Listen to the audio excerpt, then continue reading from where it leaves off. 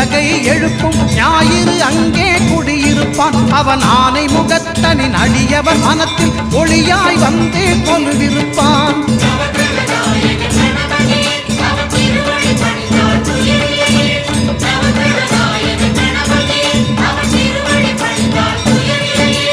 ஒன்பது கோளும் ஒன்றாய் காண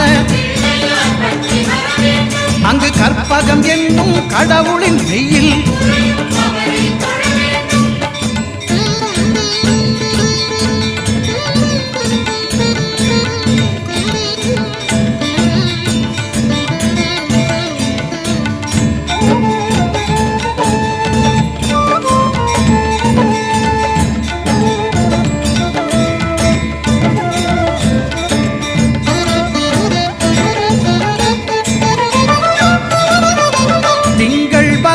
திருமுகம் காண